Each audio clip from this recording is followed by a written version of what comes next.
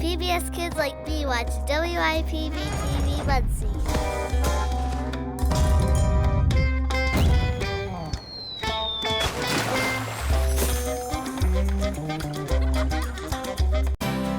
Qualified groups including recruitment organizations, broadcasters, or broadcasting associations that would like to be notified of full-time job vacancies at WIPB-TV may send a written request to the address on your screen. Please include the name of the organization, mailing address, phone number, fax number, email address, and name of contact.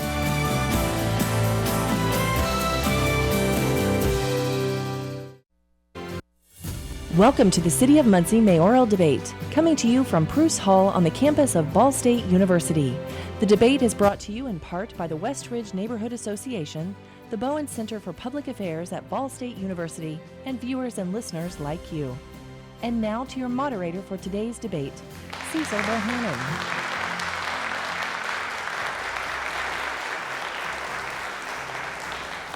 Good morning to our studio audience. Let's begin by introducing our candidates. Terry Whitt Bailey is the Democratic candidate for mayor. She currently serves the City of Muncie as Community Development Director. Dan Ridenour is the Republican candidate for mayor. He's an executive for Mutual Bank and is the incumbent city council member representing District 2. Steve Smith is the Libertarian candidate for mayor. He is the pastor of the Spiritual Missionary Baptist Church and a graduate student here at Ball State University. The ground rules for the first segment are as follows. The candidates will answer questions posed by the moderator. There will be 3 questions. For each question, a different candidate will answer first. None of the candidates have seen the questions before this presentation. Each candidate will have 90 seconds to respond.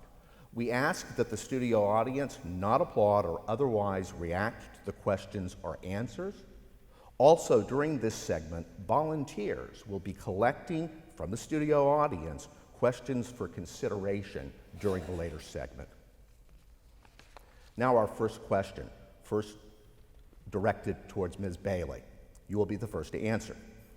Muncie has been in the news because of allegations of illegal behavior by municipal officials. One has been convicted, another has been indicted. If elected, how will you ensure that those you appoint to serve in your administration are acting legally, ethically, and in the interest of Muncie citizens and taxpayers? Thank you, Cecil, and thank you to everyone who is here this morning.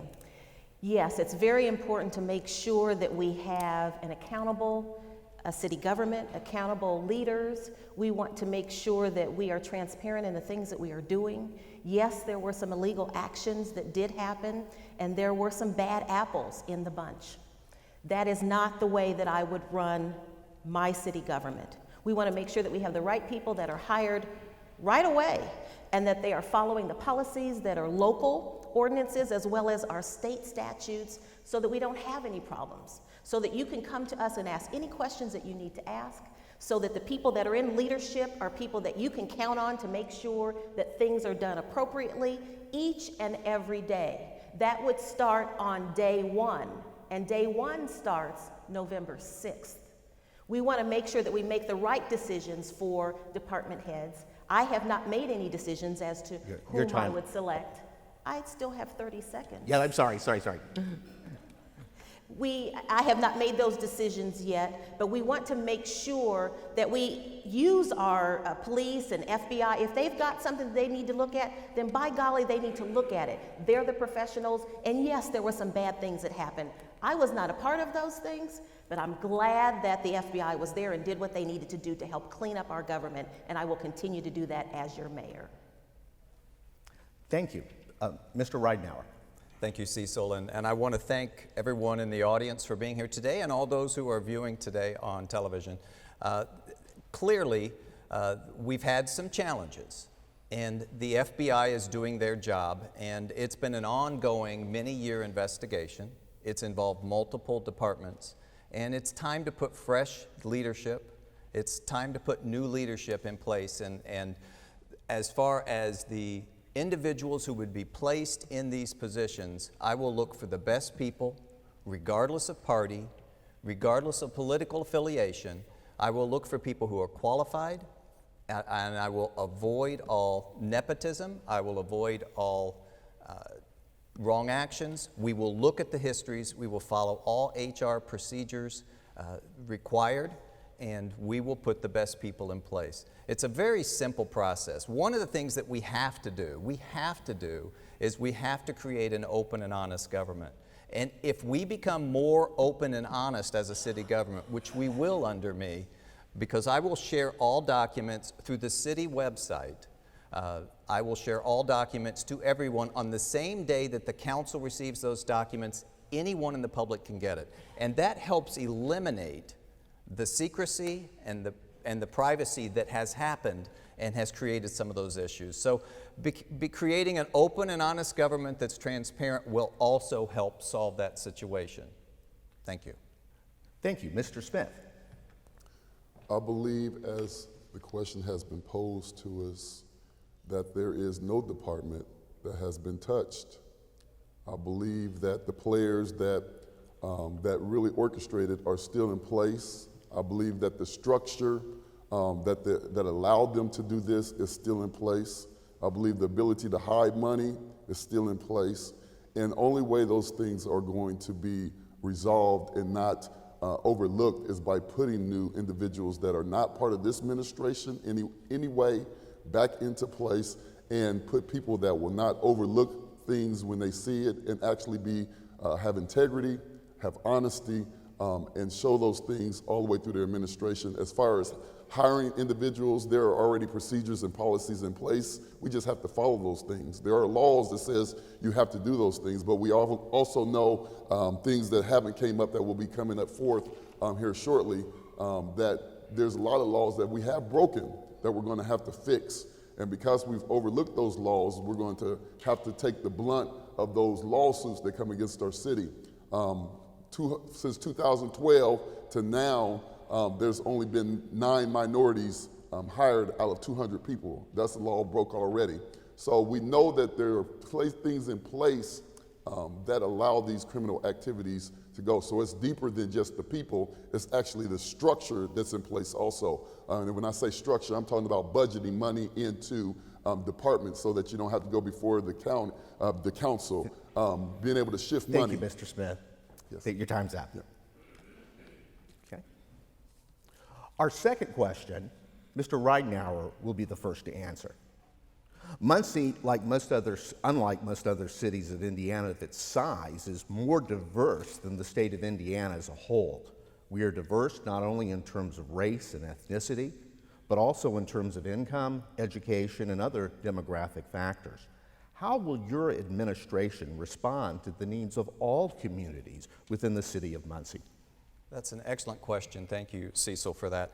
One of the things that I will do is I will engage and have engaged the public on their ideas of what they need. I had 4 what I called Dream with Dans. And in these Dream with Dans, I went to 4 different sections of town. I had one on the southeast side at a Pizza King in Macedonia, which was full. And we asked for, what are your visions? What are your desires for our city? Getting that type of input is one of the ways that I will engage and make sure that we get get diversity of opinion and diversity of people in the administration.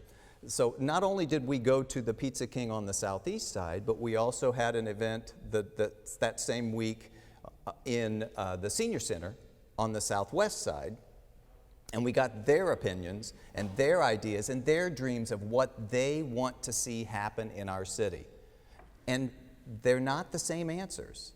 There are some similarities, but different areas have different desires and different goals. We then met on the northeast side, and we met at the MCL cafeteria and got their input, and then we met at Kennedy Library. So all 4 areas of town I engaged in the month of August to come up with what are the common themes and what are the desires of each of those individual neighborhoods. And I'm going to use that as a basis of where we move forward in my vision for 2020 and beyond for the city of Muncie. Thank you. Mr. Smith. I believe diversity starts with a fresh group of individuals. Living here for 44 years, being a native, one theme that has ran through the whole community is, Smith, we don't even get the crumbs no more. And it took me a while to figure out what that meant.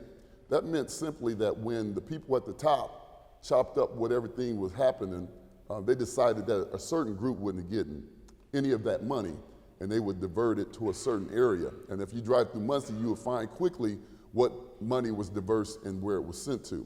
So my job would be bringing all groups together to sit at the table to make sure that it's fair for everybody, no matter of your background, your race, your economic background. And also we know that if you go to the south side of town, those people have not been able to sit at the table, and you will see the development that has not been done. But they're not the only ones. There's individuals that we see even in this room that has been left out in that planning, and that's why we're in our situation, because we haven't been diverse enough. And when we see true diversity, we'll see that some of the problems that we're having will disappear. But I believe it starts with leadership. It has to be diverse. People have to be at the top diverse. If there's no diversity at the top, there will not flow down diversity. Thank you. Our third question Mr. get to answer? Oh, I'm sorry. My bad That's there. okay. Candidate A, yes, Ms. Bailey, please. Yes, thank you. I look forward to the second half of our debate where my two opponents can define fresh. What I would like to say as it pertains to diversity is that I'm not waiting until January to understand how important it is to provide diversity and inclusion and equity and accessibility to our community. I've been doing that. I have been going throughout our community and interacting with all sectors of our community, not just dreaming with them, but providing opportunities for them already. My office already provides funding for the last 7.5 years. We provide funding to areas that are low to moderate income, so it's not the people that are from this neighborhood that we get to provide our funding for, but many of you volunteer with some of those organizations that provide opportunities for low to moderate income individuals. We appreciate the opportunity now to have diversity. If you look at our website, you would see diversity that just happens naturally. It's not just diversity of race, it's diversity of age, diversity of economic standing, of side of town. We do that now, and we're not going to wait until January to do it. But I appreciate the question, and I look forward to continuing that in January. Thank you.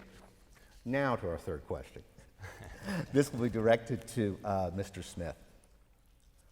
Official audit reports from the State Board of Accounts indicate that between the beginning of the current administration in 2012 and December 31st, 2017, the latest date for which audit report data is available, the city's general fund balance declined from $7.1 million to $4.4 million, while outstanding debt increased from $7.5 million to $23.3 million. Do you think Muncie is on a financially sustainable path? And if elected, what will be your approach to city spending and borrowing? Mr. Smith. I was fortunate to look at those numbers, and I believe we had the mentality, build it, and the individuals that come will worry about fixing those things. So we have definitely spent ourselves into a hole. I believe we're going to see a lot more spending into that hole. And I think it was a lot of cover up because the last budget meeting I was at, they slid in the 400,000 bond that, as a line item that was never there, which indicated that they were drawing this money from somewhere from within and then just covering it up. So therefore, I believe that we're right now, if we don't change the way we spend money, the way we invest in things, the way we allow even our not-for-profits to buy up our base of taxes, we're going to be in a major problem.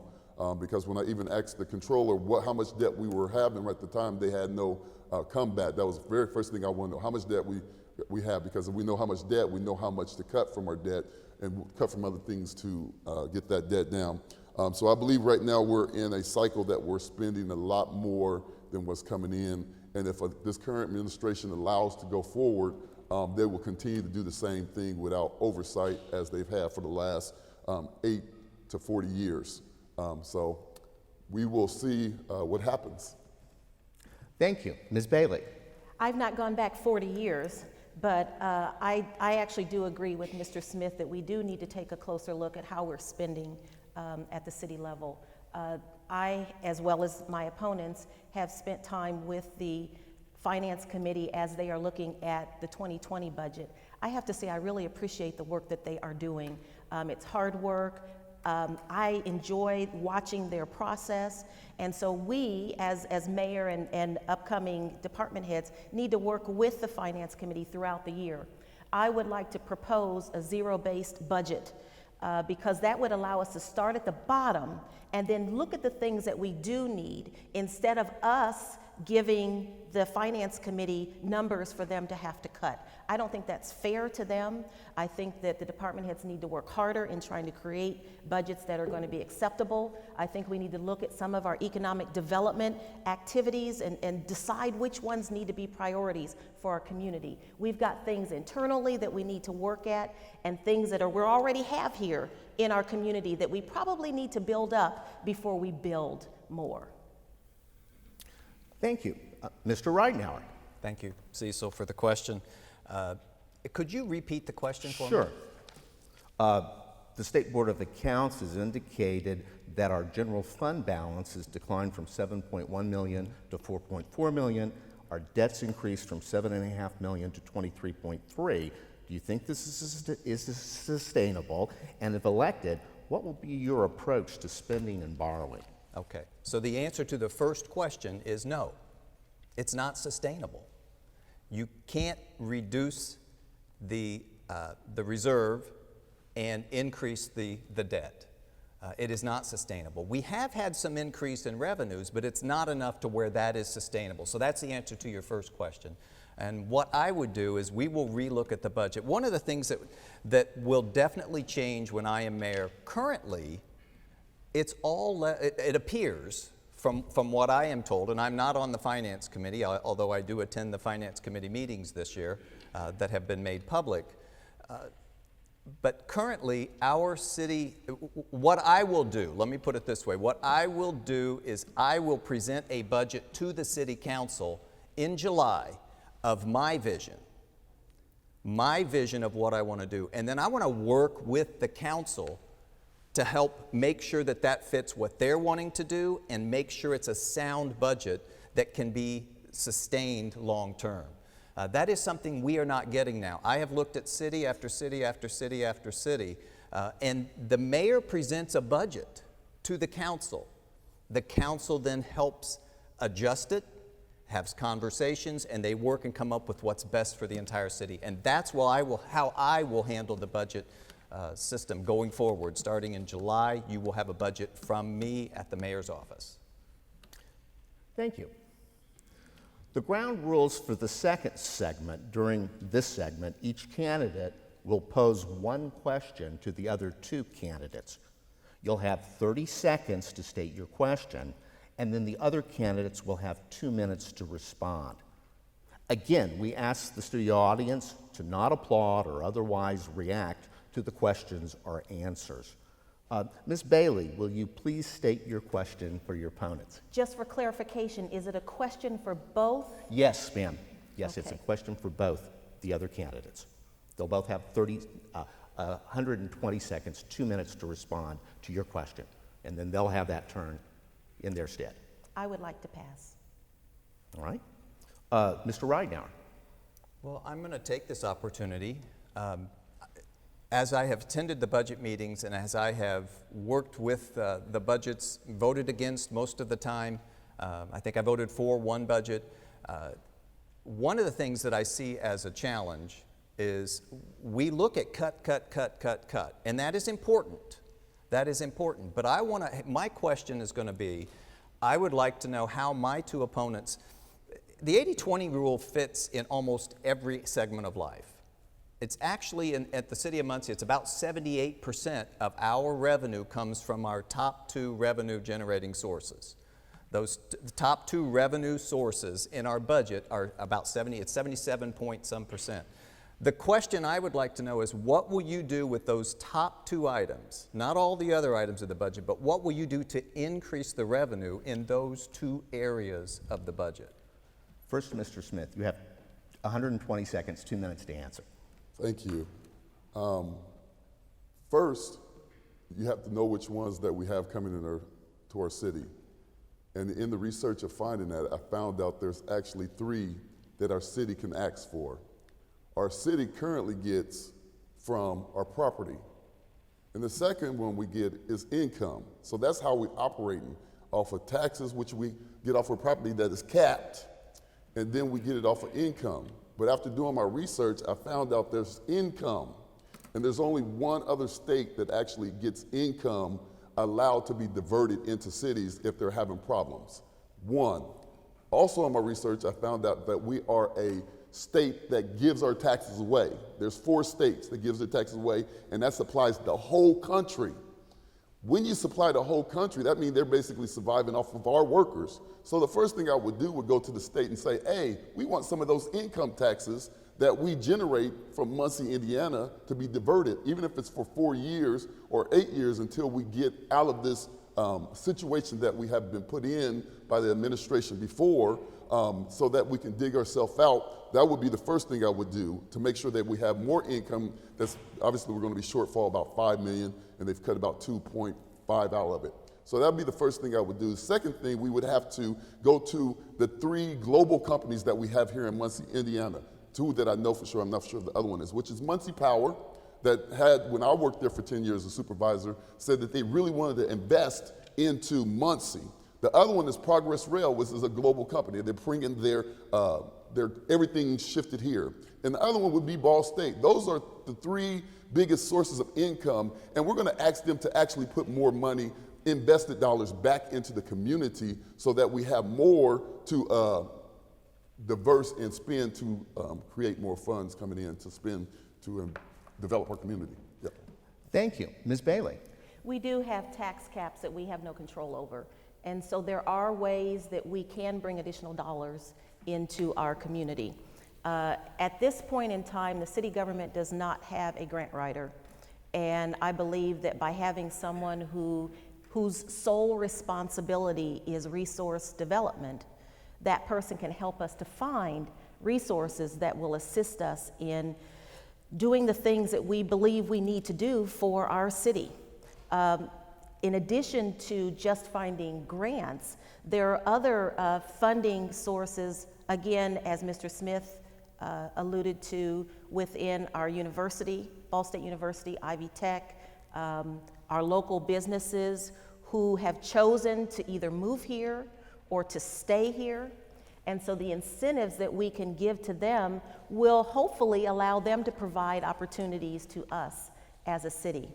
As people call me the queen of collaboration, my job as your mayor would be to collaborate with those entities to make sure that we have what we need in order to be sustainable as a city and to thrive as a community. Thank you. Mr. Smith, will you please state your question for your opponents? You have 30 seconds. I would like to know from my opponents, you have had at least 4 to 8 years to show your leadership in this community. And out of your leadership, regardless if it was good or not, the end result of your leadership has been what we currently see. How will you be different in a leadership position now, considering you've already had 4 to 8 years to show your leadership? Ms. Bailey. Number one, I would be different because wouldn't be a staff person, I would be the mayor. So I would be in charge. The current things that I've done over the last 7.5 years has been successful. We have gotten additional dollars from the U.S. Department of Housing and Urban Development. We have been able to spend dollars that have been entitlement dollars to our community every single year. We've been monitored every single year. Our documentation is always available because it's a federal statute that we have to include all of our information twice a year online, in the libraries, and in the mayor's office. So we have our information that's accessible to you on the day that it's due, all the time. We have been able to fund nonprofits in our community like Pathstone and Bridges and Home Savers, the Ross Center, the Bewley Center, Boys and Girls Club, the Alpha Center, Senior Center, organization Habitat for Humanity. So we've been doing that for the last 7.5 years. I am proud of the work that we have done in community development. I'm proud of the staff that we have grown within our organization. I'm proud of the fact that we have brought students into our mix because we have a limit within our budget for administration. So we can't hire more full-time people, but we were able to hire students. They were work study students. And when we talk about the minority growth in the people that work in city government, we were able to hire, of the 5 students, 4 of them were people of color. And I know people say, well, they weren't full-time. Well, we couldn't hire full-time because we didn't have the money to do that. But we brought diversity into our department more than any other department in the city government. So I'm proud of the work that we've done. I am not afraid to share what we have, and I look forward to doing even more as your mayor. Thank you. Mr. Ridenour. Thank you, Steve, for the question.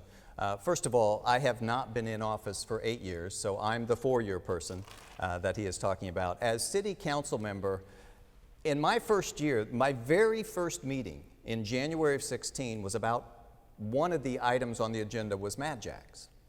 Now, Mad Jacks has some positive parts, but what we discovered is the information came so last minute that we didn't have all the details. So as what I have tried to show as leadership is I have shown that being honest, open, and transparent with documentation is making a difference. And we're starting to see it.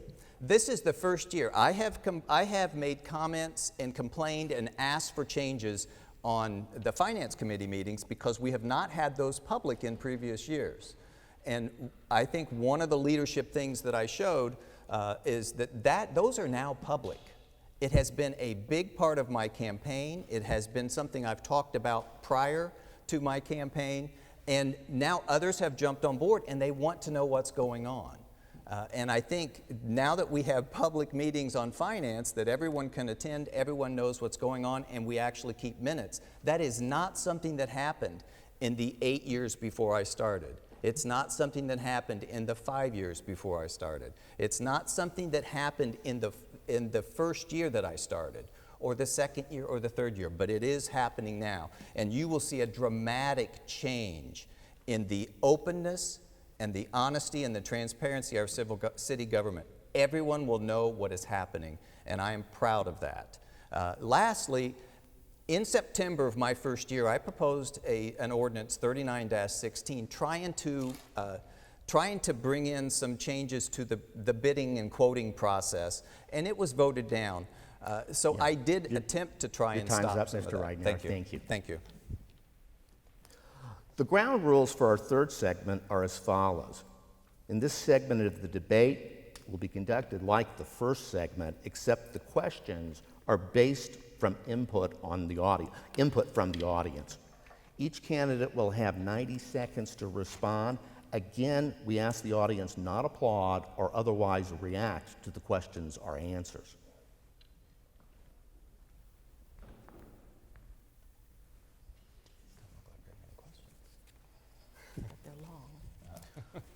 I simply received these from Professor Taylor, and first candidate to answer is going to be Ms. Bailey, and our first audience question, Ms. Bailey will be the first to answer. What can be done to make our streets safer for pedestrians and cyclists? Ms. Bailey, you have 90 seconds. Okay. Wow. We have started some of that process. As I shared in a previous debate that we had earlier this week, we are currently, again, through the Community Development Office, working with taking trees out of sidewalks. So there were some issues that happened, of course, it would be many years ago, that we're spending our dollars to fix now. So that's one way that we're doing that. It's actually a very expensive process. The other thing that I can share is many of you know that my husband is in a wheelchair. He's paralyzed on his left side.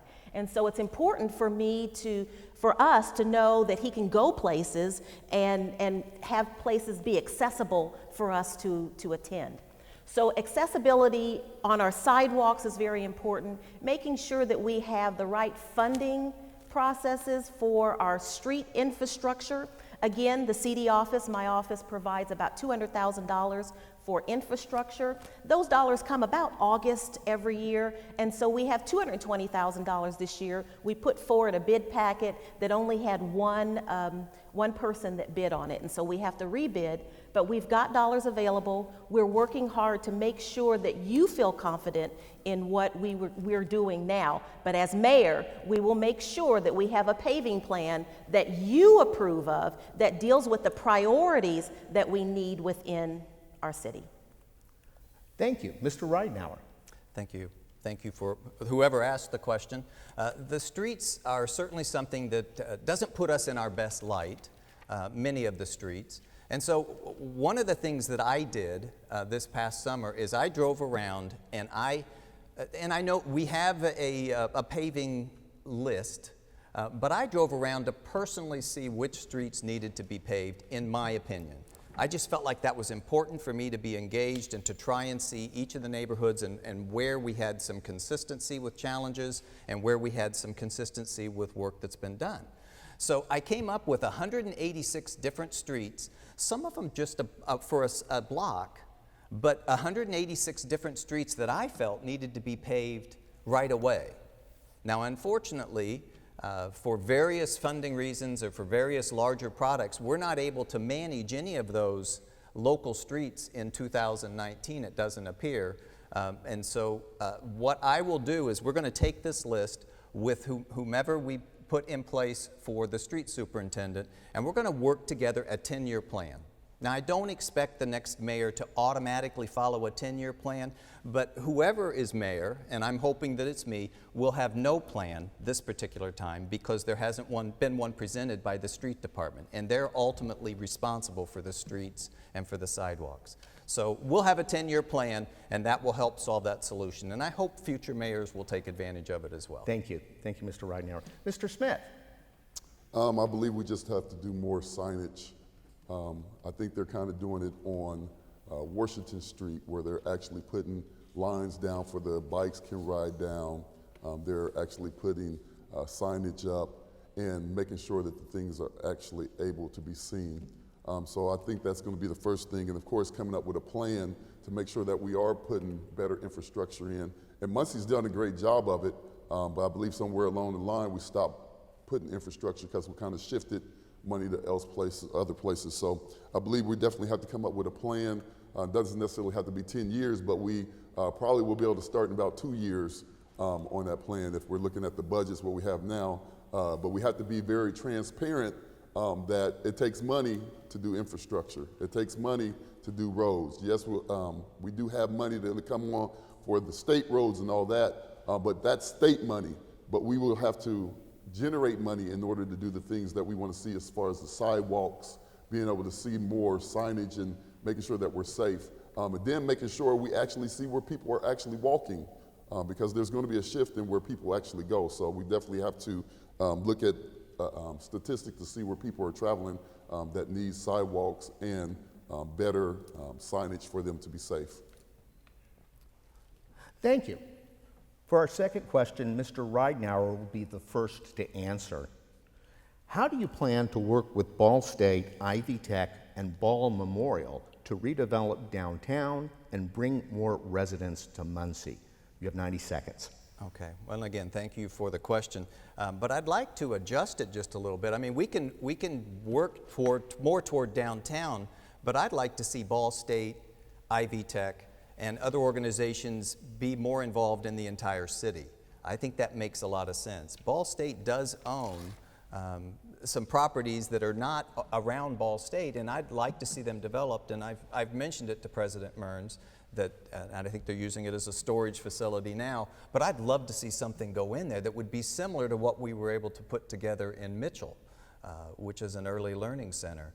So the way we would do it is by continuing to develop those relationships, sharing our vision, finding out what their vision is. I'm all about trying to figure out what is everybody trying to accomplish and finding the common ground in the middle, and then I think we can take that common ground and move things forward. But I'd like for it to be more than just downtown. I think with the riverfront, I think that's a collaboration that certainly is going to help the downtown area, and all of those organizations are very involved in that. So you've got those organizations involved there, but I'd like to see more emphasis in some of the other areas as well, and I think we can make that happen. We share our vision, and they share their visions, and we can come up with something that matches and puts us all in a good light and helps make Muncie a better place. Thank you. Mr. Smith. I believe it starts with the vision, then making sure that our vision is lining up with those that are in part within our structure in the city limits of Muncie. I believe Ivy Tech is already doing a good job as far as developing downtown. Those that have seen that they've already put money into our old newspaper building, I believe it's. So they're already doing it, and I think they have a culinary arts on Walnut. But we definitely need to find out what Ball State vision is, because we see that they're building, we don't know what their vision is as citizens. So we have to bridge those gaps to make sure the vision is the same since we're growing together. Well, actually, Ball State's growing and Muncie's decreasing. So we have to make sure that our visions line up. That way we are going the same direction. So it's back to you, we're gonna have to build relationships and make sure the downtown they've already invested. I mean, you got nice roads down, you got facilities that's been built, you have new apartments down there, you also have a new riverfront that's coming, you have Elm Street that's redeveloping that nobody talks about. So it's a lot of things that's redeveloping, but I'm not for sure that everybody has the same vision, and that will be the next leader coming in and making sure who those key players are sitting at the table. And then we have to bring the citizens of Muncie there also, that the vision is everyone and not just Ball State, Ivy Tech, and the city government. The citizens have to be part of that. Thank you. Ms. Bailey. I already have a relationship with the three Jeffs. Jeff Bird, who is with IU Health Ball Memorial Hospital, Jeff Mearns, who is the president of Ball State University, and Jeff Scott, who is the chancellor of Ivy Tech Community College. Yes, they are working very hard to figure out what next Muncie will look like. And it's very important that the next mayor works with those individuals to try to figure out what next Muncie will look like. I currently serve on the board of the IU Health Ball Memorial Hospital. So I interact with Jeff Bird all the time. In addition to that, I met with a builder yesterday who shared with me the vision for Ball State University. Wow, it's pretty exciting. And some of the things that they're visioning to build around the university as well as into the neighborhoods, so that people can they're not only working on bringing residents to Muncie, but keeping residents in Muncie. And I think sometimes we forget about the people that are already here who want to have greater amenities and something new and fresh to build and to go and to live in. So one of the things as mayor that we want to make sure that we do is that we think about the people that are already here to retain them as well as bringing new residents to our community. Thank you very much. For our third question, Mr. Smith will be the first to answer. Does the city administration have any interest in the appearance of our city? I see so much litter, unkempt property. No wonder people are choosing to live elsewhere. How can we expect newcomers to settle here? Mr. Smith. Well, I believe that goes to the current administration. Myself, I've asked about a couple properties, and the first thing that came is we're understaffed, which is going to go back to budgeting issues. And then citizens caring about their community. We can have the government put a bunch of ordinance in, we can say we're going to do this and do that, but it goes back to the citizens of Muncie, or whoever created that litter has to care about their community just as much as the leadership does. So it's going to start with leadership saying this is what we want, and then the citizens buying into the leader and saying, you know what, we're following what you say, and then we're going to actually implement those things. So I believe our parks, we have some of the best parks in the country. We have some of the best amenities in those parks, from box derby to baseball diamonds to basketball courts, and those things have been utilized, except for the new administration that painted a basketball court. I don't know why anybody would do that, that you can't use it anymore, so that's going to have to be redone totally. So we already have those things, so it takes pride in the community, but we have to build that trust among the community that they want to have pride in the community. Growing up at the times I did, we had a lot of pride here because we won championships. We worked together. Any given night you'll have 8 to 12,000 people conversing on Muncie Central. So we know how to come together. We just have to enact that pride back, and people will do accordingly. Thank you, Mr. Smith. Ms. Bailey. Pride is a learned anomaly. We have to teach our young people how to have pride in our community. After church, we ask the kids to help us pick up around the seats. Those are things that they learn how to do. So we need to teach people, first of all, how to clean up after themselves. I have seen people throw stuff out of their car window and cannot figure out why they think that's the right thing to do. That makes no sense to me.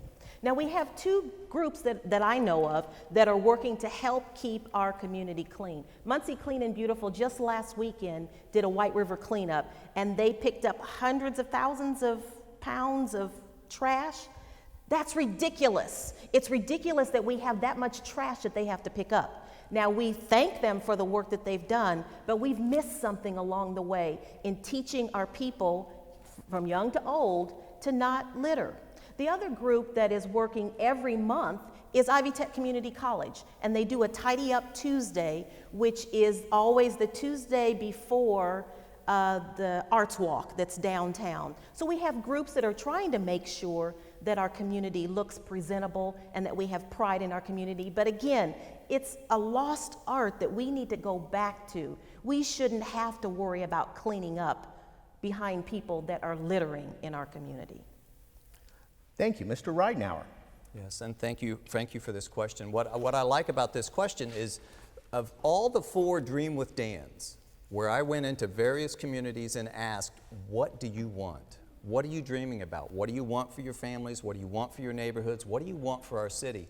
In all 4 of them, a top 2 in each of those 4 was they want pride back. They want visual pride. They want a clean city. So to speak to this, one of the things that I will do is I'm going to engage the city to get involved. We do something, we call it a Do Good with Dan, where we go and one of the things that we did recently was we went to Thomas Park, and we cleaned up the weeds that were around the playground equipment. A group of us, maybe 10 or 15. Well, we had some people who were not part of our group that joined us. I know that there are people who want this to happen because of the Dream with Dans, because people joined us who were not part of our group to help clean it up. We can make Muncie prideful again. We can make Muncie beautiful. We can do that. And it's going to take everybody, but all it will take is everybody giving a little bit of time and the city refocusing many of its efforts so that we do always maintain our properties going forward. Thank you. Thank you. It ends up we have time for one more question, so I'm going to go back to the original rotation, beginning with Ms. Bailey. You'll have 90 seconds to answer the question, followed by Mr. Ridenour and Mr. Smith. In what ways will the Waltz experience change the way new business ventures will be brought into Muncie? Let me repeat that. In what ways will the Waltz experience we've had here recently in Muncie change the way we'll bring new business ventures into Muncie? Ms. Bailey. Thank you. This experience is one that has several components to it. And I also, serve on the Delaware Advancement Corporation Board, where we look at incoming businesses that are thinking about coming to Muncie. They have code names, so we don't really quite know what they are, but we are the board that oversees what the Chamber of Commerce does. And so one of the things that I think that we as that board need to do is ask more questions about what's happening. I absolutely love the fact that people got involved. I am excited about the fact that people will continue to be involved. I would rather people tell me how they feel than me try to figure it out. So it is important for those people who have gotten activated from the grassroots up to stay involved. We want to make sure that we hear your voice on some of these boards where maybe there are only businessmen. For example, there are many boards that I sit on where I'm the only person that looks like me. That's a travesty. We've got to change that. The level of diversity and inclusion on our boards to help answer some questions, and experts that need to be included in these processes needs to start with you. You helped us, and we thank you for that. We will never forget this time in our history in Muncie. Thank you. Mr. Ridenour. Yeah, this was a great learning experience, and I think as you go through life, the learning experiences are what really make us who we are. So what is wonderful about what happened with the Wales facility is that engagement. And one of the things that I did is I had people who had questions, and I would reach out to them, and I met several for coffee, for lunch, finding out what their passions were, finding out what their goals were, and finding out why they hadn't been involved before. And so it's really exciting to me that this has occurred because of what it can mean as far as engagement. Now, I will admit at last night's Finance Committee meeting, the engagement was down, but it was a Friday night. It was last minute. The crowd was very sparse. A couple of us were there, but I want that engagement to continue. I look for having fresh ideas and fresh people involved in the boards, and I'm really excited about that. And anytime you have engagement, you can make things happen. There were several things that getting people engaged stopped or slowed down various processes on times that I've been on the council in the last 4 years. And so when there's engagement, we get an idea of what you want. I like to go to them, but being at the council meetings, being at the sanitary district meetings, being at the Board of Works meetings is very important, and it's starting to happen. I think it's good. Thank you. Mr. Smith. I believe this experience woke individuals up to the process that how we have done things. Because once again, if you would look at the report, you would have seen a lot of flaws, a lot of misrepresentation that just passed through the system of how we do things now. I believe going forward, it takes a lot to wake Muncie up, but I bet you there are watch groups that are watching, seeing what's going on, but hopefully it shows up at the polls, because if it doesn't show up at the polls, we're going to go back into the same system that we have, and things like that will be allowed to come in, because we know how business is done in Muncie. Sometimes the business that should come in don't come in because of the things that are in place, and the businesses that come in is because they are willing to pay that extra to come in. So I believe it has woke Muncie citizens up, but we go to sleep pretty quick. So it takes a lot for us to wake up. So I believe it's going to see the change coming forward, but as you see, it's slowly tapering off until something big comes along. I believe the next big thing that's going to come along is the things that are happening on the police force, and those things will make us wake up a little bit right before election and say enough is enough. And I believe when they see those things, they will see some of the things that we haven't even paid attention to and why it must be fresh. And when I say fresh, I'm talking about new people that have an opportunity now to say, I'm not going to allow y'all to do what y'all have done before. When I say fresh, I'm talking about people that haven't touched this situation. Thank you, Mr. Smith. Well, our candidates have been so good and succinct in their presentation, we actually have time for one more question. So I'm going to begin by directing this to Mr. Ridenour. How do you feel about the proposed ambulance service? The viewer says, I'm concerned that they're not going to have paramedics. Mr. Ridenour. Yeah, that's a great question. Did that come from the audience? Yes, it did. Yeah, I'm not surprised. There's a lot of concern. There's a lot of concern. And yesterday I met with Jason, who is the EMS director for the county. A couple of days earlier I had met with Jason, who is the fire union leader, union president. I see both sides. The way I'm going to handle it is it looks like it's going around the council, and it's happening, and apparently it happens on the 30th. I found out about it.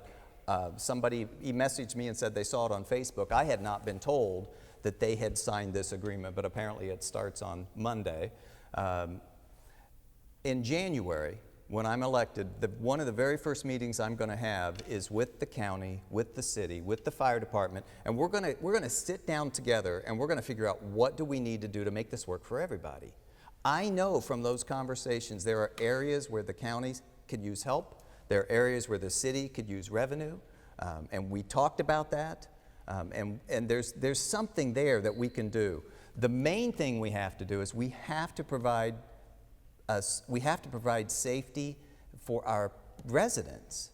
And I'm concerned a lot actually about Heartland handling some of the areas, but I have not received all the documentation. Some of it is at the clerk's office. It was not presented in the council package, but it's at the clerk's office, so I'll get it on Monday. Thank you, Dan. Mr. Smith. Can you read the question again? Sure. The ambulance service. How do you feel about the proposed ambulance service and the person's concerned about not having paramedics? Well, I believe that if you looked at the current situation, there is a lot of people that didn't have service because of how the tracks are, not being able to get there fast enough, where they were currently located. I believe we're going to need more than what we're even doing now because we are growing, but it's a different type of growth. So as I see it, I think it's going to be a benefit that we at least starting the process to be able to service individuals that we weren't be able to get there. It takes very little time for somebody to pass away. If you're having a heart attack and them few seconds to get somebody there is going to be crucial. So I believe what they've started, even though it may have been the wrong way how they did it, is going to be beneficial to the individuals of Muncie, and we're going to have to do better to grow even more because we added a few, but I believe we're going to have to service Ball State even more. We're going to have to service different areas of Muncie that those individuals might not have the same service. So I know it's going to be a process, but we have to trust the process. Obviously, they started it for a reason, whether if it was a vendetta or whatever, but now we just have to make sure that our citizens are protected, not do away with it. I believe it's going to help us in the future, and that's just a little I've seen on the outside, but I'd rather have more emblems than less. I'm getting a little bit older. I wanted somebody, if I call 911, I want somebody there and not stopped by a train, and we know trains are a problem in Muncie. Thank you. Ms. Bailey. I got stopped by a train this morning. Yeah. I didn't need to call 911, but since 2016, I've had to call 911 at my house because my husband has had 2 strokes and he had a fall on a big piece of glass. And so I don't want to have to wait for someone to show up. I don't think we should wait until January to figure out what this is all about. We have a council now that can help make those decisions and do what needs to be done for our city. If something were to happen to any of you or any of your families, would you want to wait until January to figure out if we've got advanced life support people that will come to your house? No. Let's figure this out now. It's more important that we deal with the safety of our families than we deal with bickering between EMS and the fire department. I had a chance to meet with some fire department personnel last Saturday, and they were talking to me about the fact that they're looking forward to using these vehicles to help people. That's what it's about. These firefighters want to help people. They're not dealing with this side or that side. So let's just focus on saving lives, and we will figure this out now and not wait until January. Thank you. We have time for one more question if we can agree to limit your answers to 60 seconds. We'll start with Mr. Smith. What are you doing to get input from the entire community? What are you doing to get input from the entire community? I was challenged about a year ago, being a preacher, to come from inside the walls because we had a problem in the streets. So I came out of the pulpit and went in the streets to find out what's going on. For those that don't know, yesterday it was like Beirut in Muncie. So I personally put my life on the line to go find out what's going on. So I'm currently doing that. I also, in my own finances, because we have a problem with youth facilities, programming, I bought a facility to create a youth facility instead of waiting for the government to give us money to do that, or the city to give funding for that instead of putting them in the parks. I believe you have to be doing the things that you say you're doing and not waiting about it. Also, I'm part of some groups that meet professional business owners that are already talking about what we can do. I've been to the Muncie Mall to see how we can redevelop that property, and they said they could put me in. Thank you. Thank you, Mr. Smith. Ms. Bailey. We all know that Martin Luther King Jr. had a dream. His dream was for us to do. It is time for us to do.